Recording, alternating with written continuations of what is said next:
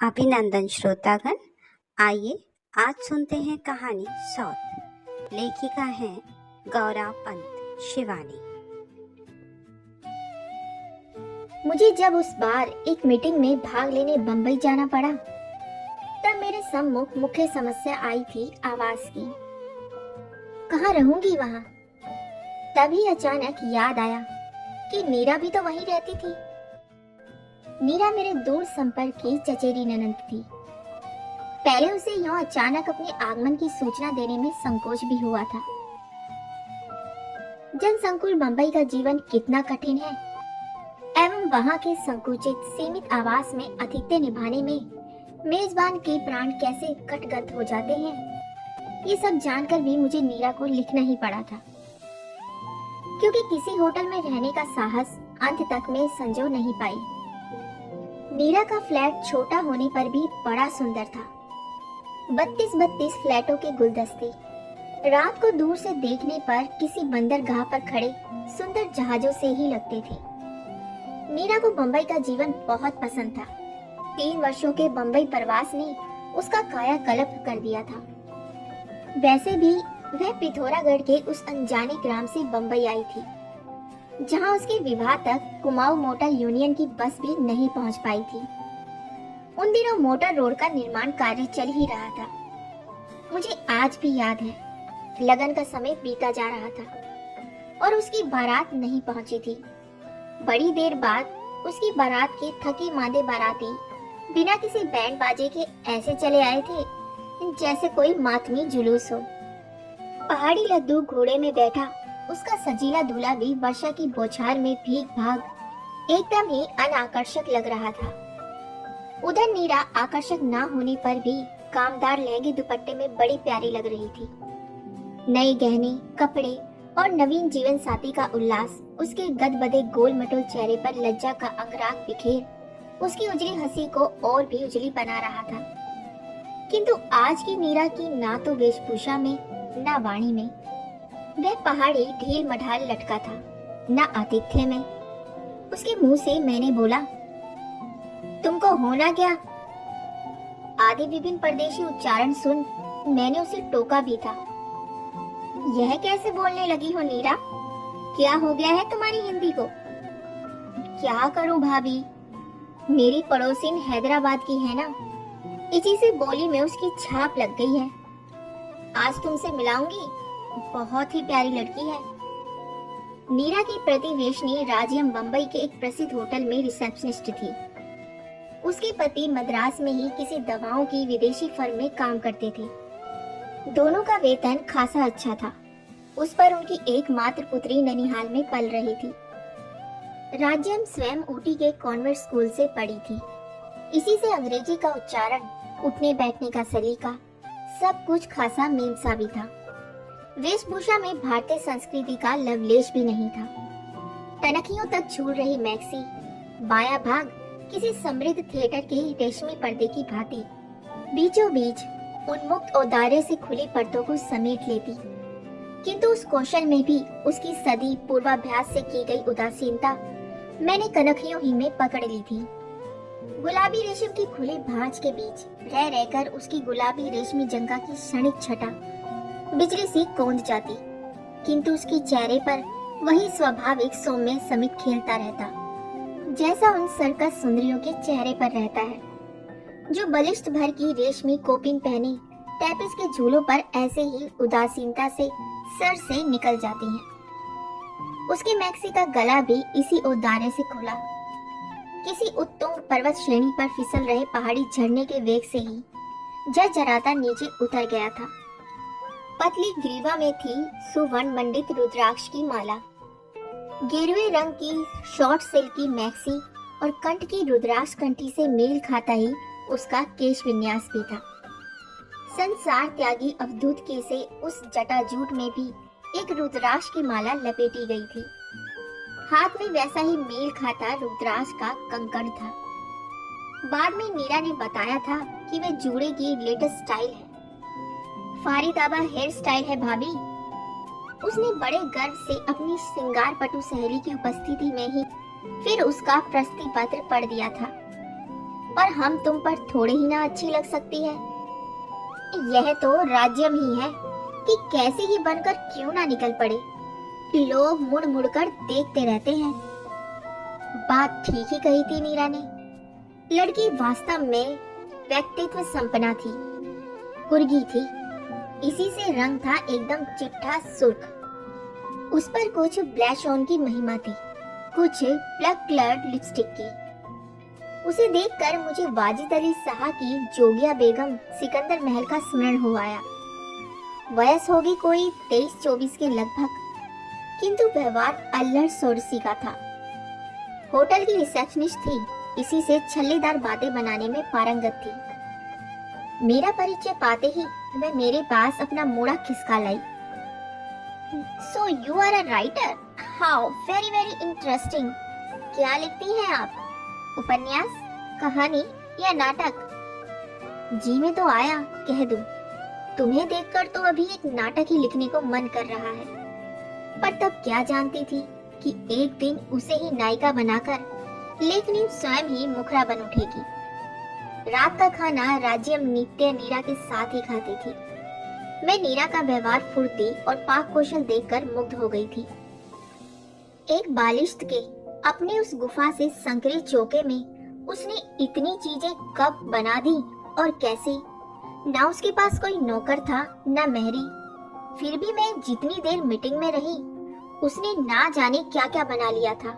पूरी, कचौड़ी, 3 तरह की सूखी रसेदार सब्जियां, ठेठ पहाड़ी रायता और मीठी चटनी। बंबई में भी उसने उत्तराखंड के स्वादिष्ट पकवानों की महिमा को पूर्ण रूप से साकार कर दिया। तो मैं अवाक रह गई। कुमाऊं के पकवान देखने में जितने ही आडंबरहीन और अनाकर्षक होते हैं, खाने में उतने ही सुस्वादु और मौलिक। उन सरल पकवानों की भूमिका कितनी दुरूह होती है, यह मैं जानती थी। अरे, ऐसे कुरकुरे सिंगल तो पहाड़ की बड़ी बूढ़ियां भी नहीं बना पाती होंगी। और ये करड़ी ककड़ी कहाँ मिल गई तुझे? पहाड़ी करड़ी ककड़ी के पीले गंडे से कलेवर को मैंने ठीक ही पहचाना था। बापूजी अल्मोड़ा से लाए थे। ठीक उसी दिन मुझे तुम्हारा तार मिला तो मैंने उठाकर फ्रिज में रख दी। सोचा तुम आओगी तो ठेठ पहाड़ी दावत करूंगी। ये रायता राज्यम को भी बहुत पसंद है, क्यों है ना राज्यम? पर उसकी भोजन प्रिया प्रतिवेशनी को उत्तर देने का अवकाश ही कहाँ था। रायते का डोंगा लगभग साफ कर वह अब किसी शुदाकार भिक्षु की भांति कचौड़ियों के अंबार पर टूट पड़ी। अपनी लोलुपता को रंगे हाथों पकड़ लिया देख मैं बड़ी ही मोहक हंसी से घायल कर कहने लगी, क्या गजब का खाना बनाती हूँ नीरा, इसी से आज इतना खा रही हूँ। अपने होटल का खाना तो एकदम चरी भूसा है इसके सामने। पर मैंने प्राय ही देखा है कि डाइटिंग के चक्कर में बंधी ये छरहरी आधुनिकाएं दावतों में स्वेच्छा से ही जीवा पर लगे संयम अंकुश को दूर पटक भूखे कंगलों की भांति खाने पर टूट पड़ती हैं। क्यों? तुम्हारे सुख्यात होटलों में तो सुना है चित्र जगत के सितारों का नित्य मेला ही जुटा रहता है, और वहाँ उनके नाम पर कई कमरे स्थायी रूप से आरक्षित रहते हैं। मेरा स्वर शायद कुछ अधिक व्यंग्यात्मक हो उठा था। अजय, उनकी बात छोड़िए। वह अब 2 कचौड़ियों को रोल कर आलू दम के एक भीम आलू से पेट फुला बड़ी नजाकत से कुतरती कहने लगी, वे वहाँ क्या खाना खाने आते हैं? फिर वह कुटिल रहस्यमयी कनखियों से मेरे नंदोई को देखकर मुस्कुराई। वह मुझे अच्छा नहीं लगा। अपने कहानी उपन्यासों में ऐसी असंख्य प्रेम शक्ति कुटिल कनखियों का वर्णन करते करते अब किसी भी स्वयं दूती नारी के अंतर्मन के छाया चित्र को मैं ना चाहने पर भी किसी एक्सरे प्लेट में उभरे भग्न अस्थि गोटर सा स्पष्ट देख लेती हूँ। उस दिन दावत लगभग 3 घंटे चली थी। इस बीच उस चपला सुंदरी प्रतिवेशनी की उपस्थिति ने मुझे अपनी सरल ननंद के आदृष्ट के प्रति आशंकित ही किया था। खाने के बाद अचानक याद आया कि मीठी खीर के पश्चात वह अत्यंत अनिवार्य भारतीय मुख शुद्धि का प्रबंध करना भूल ही गई थी। हाय राम, मैं तो भूल ही गई थी कि आप पान खाती हैं। वैसे तो चौपाटी दूर नहीं है, पर अरे क्या पर करता है? उसकी मेखला धारणी कैबरे नर्तकी सी प्रतिवेशनी हंसती उठ गई। हम अभी लाएगा, चलो तो महेश, निकालो अपना स्कूटर। मैं स्तब्ध रह गई। इतनी रात को क्या ये लड़की अपनी इस अधखुली मैक्सी में महेश की कमर में हाथ डाल मेरे लिए पान लेने जाएगी? नहीं नहीं, मुझे पान की कोई ऐसी आदत नहीं है, मैंने कहा। पर मेरी भोली ननद के चेहरे पर अपनी सखी के लिए कृतज्ञता की साहर्ष किरणें फूट रही थी। प्लीज राज्यम, पूरा भर लेती आना, फ्रीज में रख दूंगी। और फिर मेरी भयत्रस्त आंखों के सामने वे अपनी सखी के सहचर की कमर में हाथ डाले हवा से निकल गई। बड़ी देर बाद दोनों पान लेकर लौटे तो मैंने कठोर दृष्टि से महेश को घूरा। उसे मैं क्या आज से जानती थी? फटे कोट की बाह से नाक पोंछता महेश प्राय ही तो हमारे यहाँ कभी पिता के लिए शिव पुराण मांगने आता और कभी विष्णु पुराण। उसके पिता गोविंद वल्लभ पांडे हमारे कुल पुरोहित थे और मेरा ही नहीं, मेरे सब भाई बहनों का षष्ठी पूजन उन्होंने ही किया था। मैं देख रही थी कि महेश मेरी आंखों से आंखें नहीं मिला पा रहा है। जब नीरा की प्रतिवेशनी विदा हुई तब वे मेरा बिस्तर लगाने मेरे कमरे में आई। भाभी, कैसी लगी मेरी सहेली? है ना गजब की लड़की। इसके होटल में कोई भी वीआईपी आए, इसकी ड्यूटी ना हो तब भी इसे ही बुलाया जाता है। मैं समझ सकती हूँ, तुम्हारी सखी के व्यक्तित्व की सृष्टि ही विधाता ने पुरुषों का आतिथ्य निभाने के लिए की है, मैंने कहा। पर भोली नीरा ने मेरे उत्तर के व्यंग्य को एक कान से सुन दूसरे से निकाल दिया। मैं फिर उसी उत्साह से कहने लगी, है तो मद्रासी, पर रंग हम तुमसे ही गोरा है। उस पर कपड़े पहनने में तो इसका जवाब ही नहीं है भाभी। चाहे कुछ भी ना पहने तब भी हीरे सी दमकती है। वह तो देख ही लिया। मेरा रूखा स्वर फिर उस चिकने घड़े पर तेल सा ढरक गया। अच्छी लगी ना तुम्हें? नहीं। ना चाहने पर भी मेरे हृदय की बात होठों पर फिसल गई। क्यों? चादर की सिलवटें ठीक करते उसके दोनों हाथ रुक गए। इसलिए कि मुझे स्कूल कॉलेज ना जाने वाले लड़के और ससुराल ना जाने वाली लड़कियां जरा भी अच्छी नहीं लगती, मैंने हंसकर कहा। तो क्या हो गया? उसके पति तो यहाँ आते रहते हैं, फिर बेचारी करे भी क्या? सांस बेहद तेज है। मैं 3 दिन तक नीरा की अतिथि बनी रही और उन दिनों की संक्षिप्त अवधि में ही उसकी उस चातुरा प्रतिवेशनी का व्यवहार मुझे स्तब्ध कर गया। नित्य प्राय वह महेश के ऑफिस जाने तक नीरा के यहाँ ही डटी रहती। मैं अपने कमरे से ही देखती, वह महेश के कमरे में बैठी खिलखिला रही है और मेरी मूर्खा ननंद चौके में भार झोंक रही है। चाय नाश्ता वहीं से लेकर वह होटल जाती है और 5 बजे लौटती। फिर अपना ताला खोलने से पहले वह नीरा की ही घंटी बजाती। रात को भी उसका खाना नीरा के यहाँ ही रहता।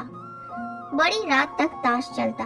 गिलासों की खनक से ही मैं जान जाती कि ताशों के जोर शोर से पटके जाने और असंस्कारी गहकों के पीछे किसी गहरे जलपान का बहुत बड़ा योगदान है। स्कूटर की घर घर सुन मैंने खिड़की से झांका था। महाराज पृथ्वीराज की मुद्रा में महेश पीठ पीछे लिपटी संयुक्ता को लेकर शायद मेरे ही लिए पान लेने जा रहा था। जी में आया उसी क्षण अपनी उस संसारिक बुद्धिहीना ननंद को कमरे में बुलाकर झापड़ घस दूं। पर 3 दिन के लिए जिस स्नेही ननंद के घर में अतिथि बनकर आई थी, उसके निर्मल चित्त में संदेह का व्यर्थ बीजारोपण कर मुझे मिलता भी क्या?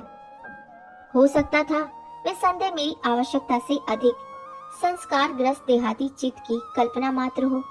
क्या पता आधुनिक पतिव्रता की मान्यताएं अब हमारी मान्यताओं से भिन्न हो। वह पति को ऐसी स्वतंत्रता स्वेच्छा से ही दे रही हो। फिर भी चलते चलते मैंने उसे सावधान कर ही दिया था। देखो नीरा, तुम बहुत भोली हो। फ्लैट का जीवन निश्चय ही कुछ अंशों में मनुष्य के जीवन को अनुभवों से समृद्ध करता है, किंतु इसके लिए तुम फ्लैट वासियों को अपनी एक बहुमूल्य धरोहर खोनी भी पड़ती है। वह है तुम लोगों की प्राइवेसी। किसी भी परिवार के सुख के लिए इस प्राइवेसी का अक्षुण्ण रहना अनिवार्य होता है। यहाँ तो तुम्हारी एक छींक, खांसी या डकार तक पर तुम्हारा अधिकार नहीं रहता। उसी क्षण वह दूसरे परिवार की छींक खांसी बन जाती है। तुम्हारी सखी से तुम्हारी ऐसी मैत्री देखकर बड़ा आनंद आया, किंतु एक अंग्रेजी की कहावत सुनी है, अंतरंगता घृणा की जननी होती है। इसे मत भूलना नीरा। हाय भाभी, तुम्हें क्या लगता है कि मैं किसी से लड़ूंगी? फिर मैं कह ही क्या सकती थी। मैं जब रात की गाड़ी से चलने लगी तब नीरा की प्रतिवेशनी फिर मेरे लिए स्कूटर भगाती पान ले आई थी। मैंने पूरा बटुए में डाल लिया और जैसे ही स्टेशन पीछे छूटा मैंने बंधा पूरा खिड़की से बाहर फेंक दिया। फिर 1 वर्ष तक मुझे नीरा की कोई खबर नहीं मिली। पिछली बार एक शादी में पहाड़ गई तब उसकी माँ मिल गई। कभी उनकी गाय घोड़ी बनने के बिना कोई भी विवाह उत्सव संपन्न नहीं होता था। उसी दिन एक निर्जन कोने में ऐसी बैठी थी कि पहले मैं उन्हें देख भी नहीं सकी। नन्हे से घूंघट की या वनिका में उनका उतरा कुमलाया चेहरा देख मैं स्तब्ध रह गई। क्या हो गया था मेरी इस आनंदी सास को? अभी 2 वर्ष पूर्व नीरा के भाई की शादी में उन्होंने मेरे ससुर के सूट बूट में लैस हो कभी गोरे साहब और कभी पहाड़ की सरल ब्राह्मणी का अपूर्व अभिनय कर हमें हंसा हंसा कर मार दिया था। किसी अनुभवी वेट्रोव्यूलिस्ट की गुड़िया की भांति वे कभी मोटी मर्दानी आवाज में गोरे साहब का प्रणय निवेदन करती, फिर तत्काल कंठ का पैतरा बदल जनानी कांपती आवाज में थरथरा गाती, हाथ जोड़ूं गोरा जी, मैं तो बीबी बामड़ी। मैंने उन्हें देखते ही हंसकर ढोलक उनकी ओर लुढ़का दी। लो चाची, ये क्या मुंह लटकाए बैठी हो जाए एक कड़कती सी घोड़ी। दुर्बल हाथों से ढोलक को मेरी ही ओर वापसी ढलान में लुढ़का उन्होंने अपनी डबडबाई आंखें फेर ली। मेरी देवरानी ने मुझे चिकोटी काटी। क्या कर रही हो दीदी? आज पहली बार तो औरतों में आकर बैठी है, नहीं तो अम्मा जी ने तो पलंग ही पकड़ ली थी। क्यों? मैंने फुसफुसाकर पूछा। सुना नहीं तुमने? अभागा महेश नाक कटाकर अपनी पड़ोसिन के साथ नौकरी छोड़छाड़ मद्रास भाग गया है। नीरा का तार पाकर बाबूजी उसे यहाँ लिवा लाए। पर लाने से क्या होता है? दिन रात कमरे में गुमसुम पड़ी रहती है। कई डॉक्टरों को दिखा चुके हैं, कहते हैं दिमाग का मर्ज है। किसी दिमाग के डॉक्टर को दिखाइए। हृदय पर कोई भारी आघात लगा है। इससे बड़ा आघात किसी भी नारी को और लग भी क्या सकता था। मैं उस आनंद उत्सव के बीच से लटकाए बैठी चाची के उस वेदना विधुर चेहरे की ओर दूसरी बार आंख उठाकर नहीं देख पाई। चलने लगी तो देवरानी चांदी की तस्तरी में पान ले आई। लो भाभी, मैं तो भूल ही गई थी कि तुम पान खाती हो। ठीक 1 वर्ष पहले यही शब्द नीरा ने भी कहे थे। नहीं, मैं अब पान नहीं खाती, कह मैंने तश्तरी खिसका दी और उठ गई। वैसे तो नीरा की सौत मेरे लिए पान लेने ना जाती, तब भी होनी होकर ही रहती, पर मुझे बार बार यही लगता है कि वह पृथ्वी राज संयुक्ता की जोड़ी यदि आधी आधी रात को मेरे लिए पान लेने ना जाती तो शायद नीरा का उतना बड़ा सर्वनाश भी नहीं होता। कहानी सुनने के लिए धन्यवाद।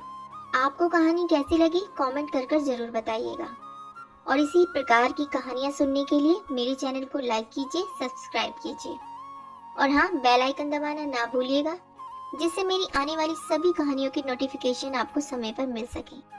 और इसी के साथ मैं आपसे विदा लेती हूँ और बहुत जल्द मिलती हूँ एक नई कहानी के साथ। तब तक के लिए अलविदा।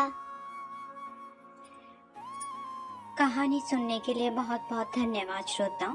कृपया मेरे चैनल को लाइक करें, शेयर करें और सब्सक्राइब अवश्य करें।